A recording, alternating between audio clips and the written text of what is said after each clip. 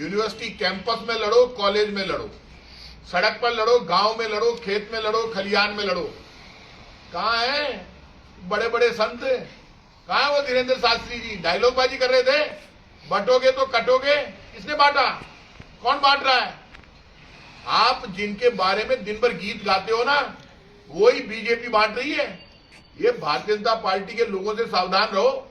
ये हमारे ST SC, ये ओबीसी, ये जनरल कास्ट, ये हिंदू मुसलमान सिख ईसाई कौन है? सब हिंदुस्तानी है।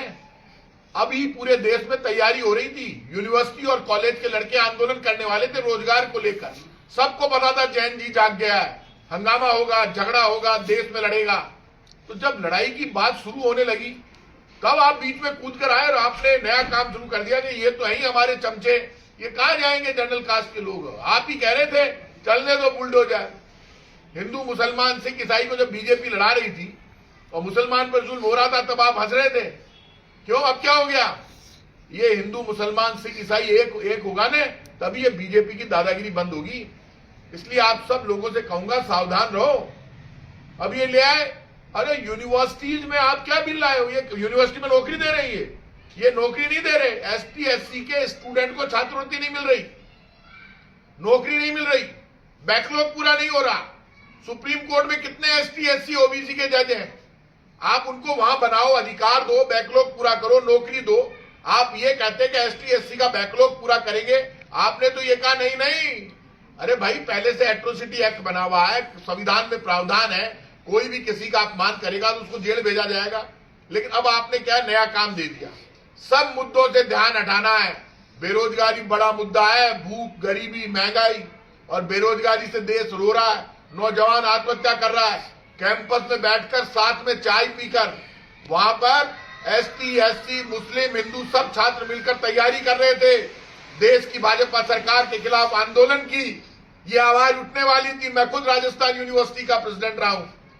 इन्हीं एसटी एससी के भाइयों के वोट के दम पर मैं चुनाव जीत कर आया और आज भी मेरे इनसे बहुत जबरदस्त रिश्ते हैं, हर गांव में रिश्ते हैं।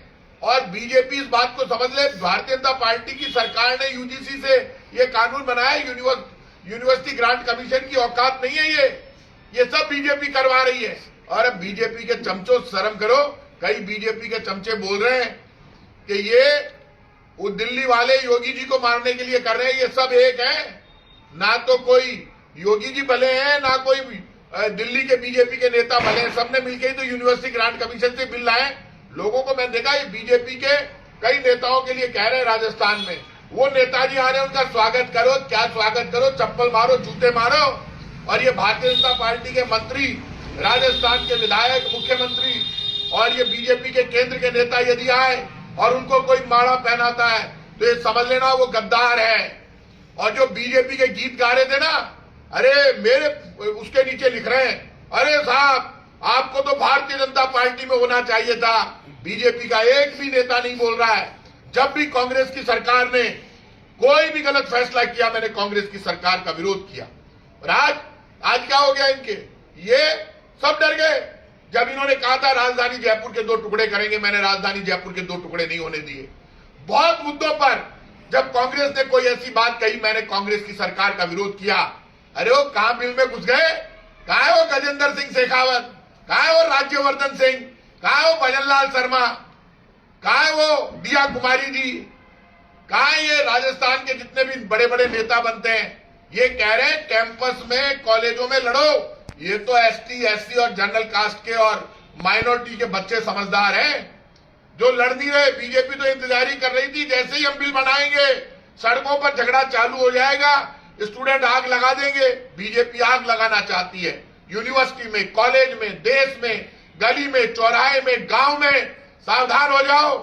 बीजेपी रोजगार नहीं दे रही है, बीजेपी हाथ में तमंचा दे रही है, झगड़ा दे रही है कि लड़ो मरो, हमारा शासन सुरक्षित करो। इसीलिए तो मैं कह रहा था, मेरे लिए नीचे लिख रहे हैं। अरे जब मुसलमान को मार रहे थे, बुलडोजर चल रहा था, अब क्या हुआ? तो रामभद्राचार्य, धीरेन्द्र शास्त्री, सबके सब गंदे गंदे नारे लगवा रहे थे, गंदी गंदी बातें कर रहे थे। आज वो मुसलमान चुप हो गया। क्या करेगा? आपको ये आंदोलन करना है। ये आंदोलन एसटी एससी के खिलाफ नहीं है, ये आंदोलन भारतीय जनता पार्टी के खिलाफ है। एसटी एससी का नौजवान भी आपका साथ देगा, क्योंकि उसको भी रोजगार चाहिए, उसको झगड़ा नहीं चाहिए, यूनिवर्सिटी में लड़ाई नहीं चाहिए, कॉलेज में झगड़ा नहीं चाहिए, तमंचे से लड़ाई नहीं चाहिए।